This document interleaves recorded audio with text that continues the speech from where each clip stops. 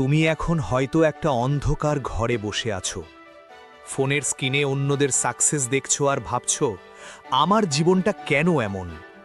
তোমার বন্ধু চাকরি পেয়ে গেছে, তুমি এখনো বেকার। তোমার ক্লাসমেট বিজনেস দাঁড় করিয়ে ফেলেছে, তুমি এখনো শূন্য। পরিবার চাপ দিচ্ছে, সমাজ প্রশ্ন করছে, তুমি নিজেই নিজেকে প্রশ্ন করছো আমি দিয়ে কি আর কিছু হবে। থামো, আজকে এই ভিডিওটা তোমার জন্যে, শুধু তোমার জন্যে। কারণ আজকের পর তুমি আর আগের মতো থাকবে না। একটা কথা বলি শোনো, হতাশা মানে তুমি দুর্বল তা না। হতাশা মানে তুমি কিছু চাও কিন্তু পাচ্ছ না, এটুকুই। যে মানুষ কিছু চায় না সে কখনো হতাশ হয় না। রাস্তার ধারে যে লোকটা সারাদিন ঘুমায় সে হতাশ হয় না, কারণ তার কোনো স্বপ্ন নেই। কিন্তু তুমি হতাশ কারণ তোমার ভেতরে আগুন আছে, তোমার ভেতরে একটা স্বপ্ন আছে যেটা তোমাকে ঘুমোতে দিচ্ছে না। তাহলে হতাশাকে ভয় পাচ্ছ কেন? জানো, ইতিহাসের সবচেয়ে বড় বড় মানুষগুলো তারা সবাই হতাশার মধ্য দিয়ে গেছে। জ্যাক মা, আলিবাবার ফাউন্ডার, ৩০ বারের বেশি রিজেক্ট হয়েছে। কেএফসিতে চাকরির জন্য অ্যাপ্লাই করেছিল, ২৪ জন অ্যাপ্লাই করলো, ২৩ জন সিলেক্ট হলো, শুধু জ্যাক মা বাদ। হার্ভার্ডে ১০ বার অ্যাপ্লাই করেছে, ১০ বার রিজেক্ট। সে কি থেমে গেছে? না। সে কি বলেছে আমি দিয়ে কিছু হবে না? না। আজ তার কোম্পানির মূল্য বিলিয়ন বিলিয়ন ডলার। কি পার্থক্য ছিল তার আর বাকিদের মধ্যে? সে হতাশ হয়েছিল কিন্তু হতাশায় ডুবে যায়নি। সে পড়ে গেছিল কিন্তু শুয়ে থাকেনি। হতাশা একটা দরজা, তুমি ওই দরজায় দাঁড়িয়ে আছো। এখন তোমার চয়েস, হয় পেছনে যাও নয় ভেঙে সামনে যাও। তোমাকে একটা সত্যি কথা বলি যেটা কেউ বলে না, তুমি লেট না। হ্যাঁ, তুমি ভাবছো তোমার বয়স হয়ে যাচ্ছে, তুমি ভাবছো অন্যরা কত এগিয়ে গেছে, আমি পিছিয়ে আছি। কিন্তু শোনো, কর্নেল স্যান্ডার্স, কেএফসির ফাউন্ডার, ৬৫ বছর বয়সে তার রেসিপি নিয়ে ১০০৯ বার রিজেক্ট হয়েছে। ৬৫ বছর বয়সে। তুমি তো এখনো যুবক, তোমার সামনে সময় আছে, এনার্জি আছে, শক্তি আছে। তুমি কোন মুখে বলো যে তোমার সময় শেষ? আসলে সমস্যাটা কোথায় জানো? সমস্যা হলো তুমি নিজেকে অন্যদের সাথে তুলনা করছো। তুমি তোমার চ্যাপ্টার 1কে অন্যের চ্যাপ্টার 20-র সাথে কম্পেয়ার করছো। এটা কি ফেয়ার? তুমি তো জানো না ওই মানুষটা কতটা কষ্ট করেছে, কত রাত না ঘুমিয়ে কাটিয়েছে, কতবার চোখের পানি ফেলেছে। তুমি শুধু তার সাকসেস দেখছো, তার স্ট্রাগল দেখছো না। তাই আজ থেকে তুলনা বন্ধ।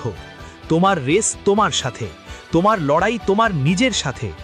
গতকালের তুমি আর আজকের তুমি, এই দুইজনের মধ্যে যদি আজকের তুমি একটুও ভালো হও তাহলেই তুমি জিতে গেছো।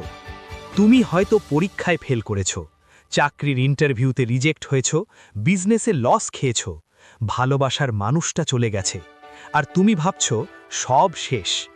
কিন্তু সব শেষ হয়নি, তোমার গল্প এখনো লেখা হচ্ছে। একটা বাচ্চাকে দেখো, সে হাঁটতে শেখার সময় কতবার পড়ে যায়? ১০ বার, ২০ বার, ৫০ বার। কিন্তু সে কি বলে আমি আর হাঁটবো না, হাঁটা আমার জন্যে না? না, সে আবার উঠে দাঁড়ায়, কারণ তার মাথায় তখনও ব্যর্থতা শব্দটা ঢোকেনি। সে শুধু জানে আমাকে হাঁটতে হবে। কিন্তু বড় হয়ে আমরা কি করি? একবার পড়ে গেলে ভাবি আমার দ্বারা হবে না। কে বলেছে তোমার দ্বারা হবে না? কোন মানুষ তোমাকে এই কথা বলার অধিকার রাখে? তুমি নিজেও না। হ্যাঁ, তুমি নিজেও নিজেকে এই কথা বলার অধিকার রাখো না, কারণ তুমি এখনো তোমার পুরো শক্তি দিয়ে চেষ্টা করনি। তুমি ক্লান্ত, হতাশ, ভেঙে পড়েছ, মানলাম, কিন্তু তুমি শেষ হওনি। যতক্ষণ তোমার বুকে শ্বাস আছে ততক্ষণ তোমার কাছে সুযোগ আছে। আর একটাই সুযোগ লাগে জীবন বদলাতে, শুধু একটা। এখন আমি তোমাকে সবচেয়ে গুরুত্বপূর্ণ কথাটা বলবো। মোটিভেশন তোমাকে শুরু করাবে, কিন্তু ডিসিপ্লিন তোমাকে টিকিয়ে রাখবে। তুমি এই ভিডিও দেখে এখন মোটিভেটেড ফিল করবে, কিন্তু কাল সকালে, পরশু, ১ সপ্তাহ পর আবার সেই আগের জায়গায় ফিরে যাবে? না, এবার না। এবার তুমি একটা সিদ্ধান্ত নেবে, শুধু একটা। আমি আর অজুহাত দেব না। টাকা নেই, অজুহাত। সময় নেই, অজুহাত। ভাগ্য খারাপ, অজুহাত। পরিবার সাপোর্ট করে না, অজুহাত। তুমি জানো এগুলো অজুহাত, আমিও জানি। যে মানুষটা সত্যি কিছু করতে চায় সে রাস্তা খোঁজে, আর যে করতে চায় না সে অজুহাত খোঁজে। তুমি কোনটা? আমি বিশ্বাস করি তুমি রাস্তা খোঁজা মানুষ, না হলে এই ভিডিওটা এতক্ষণ দেখতে না। তোমার ভেতরে একটা আগুন আছে যেটা বাইরের ঝড় নিভিয়ে দিতে পারেনি। সেই আগুনটাকে এবার জ্বালাও, পুরোপুরি জ্বালাও। প্রতিদিন সকালে উঠে আর নিজেকে বলো, আমি কেন উঠেছি, আজকে আমাকে কি করতে হবে, আমার লক্ষ্য কি। একটা লক্ষ্য ঠিক করো, একটা প্ল্যান বানাও আর কাজ শুরু করো।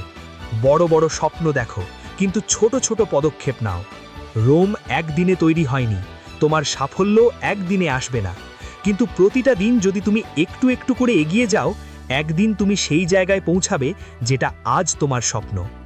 আমি জানি এখন কঠিন সময়, আমি জানি রাতে বালিশে মুখ গুজে কাঁদো, আমি জানি এমন মুহূর্ত আসে যখন সব ছেড়ে দিতে ইচ্ছে করে, কিন্তু এই কথাটা মনে রেখো, সবচেয়ে অন্ধকার রাতের পরেই সবচেয়ে উজ্জ্বল সূর্যোদয় হয়। তুমি এখন অন্ধকারে আছো, ঠিক আছে, কিন্তু এই অন্ধকার চিরকাল থাকবে না। তোমার সময় আসবে, সেই দিন আসবে যেদিন তোমার মা বাবা তোমাকে নিয়ে গর্ব করবে। সেই দিন আসবে যেদিন যারা তোমাকে ছোট করেছিল তারা তোমার দিকে তাকিয়ে থাকবে। সেই দিন আসবে যেদিন তুমি নিজেই নিজেকে বলবে, ভাগ্যিস আমি সেদিন হাল ছাড়িনি। কিন্তু সেই দিন আসবে তখনই যখন তুমি আজ থেকে, এখন থেকে, এই মুহূর্ত থেকে কাজ শুরু করবে। তুমি কি জানো বাঁশগাছের গল্প? চাইনিজ বাঁশগাছ, তুমি বীজ লাগাও, পানি দাও, যত্ন করো। 1 বছর কিছু হয় না, 2 বছর কিছু হয় না, 3 বছর কিছু হয় না, 4 বছর কিছু হয় না, 5ম বছরে সেই গাছ 90 ফুট লম্বা হয়ে যায়, মাত্র 6 সপ্তাহে। কিন্তু আসলে কি 6 সপ্তাহে হয়েছে? না, 5 বছর ধরে তার শেকড় মাটির নিচে ছড়াচ্ছিল। তুমি এখন শেকড় গড়ছো, তোমার সময় আসবে, ধৈর্য ধরো। তাই আজ তুমি একটা প্রতিজ্ঞা করো, আমি আর হতাশায় ডুবে থাকব না, আমি আর অজুহাত দেব না, আমি আর নিজেকে ছোট করব না, আমি প্রতিদিন একটু হলেও এগিয়ে যাব, আমি আমার স্বপ্নের জন্য লড়ব, যত কঠিনই হোক, কারণ আমি জানি আমি পারব। তুমি যদি এই মুহূর্তে ঠিক করো যে তুমি বদলাবে, তাহলে কোনো শক্তি নেই পৃথিবীতে যে তোমাকে আটকাতে পারবে। তুমি সাধারণ না, তুমি অসাধারণ। তুমি শুধু এখনো নিজেকে চেনোনি। এবার নিজেকে চেনো, নিজেকে জাগাও, নিজেকে প্রমাণ করো, উঠে দাঁড়াও। এটাই তোমার সময়, এটাই তোমার মুহূর্ত। এখন বলো, তুমি কি রেডি?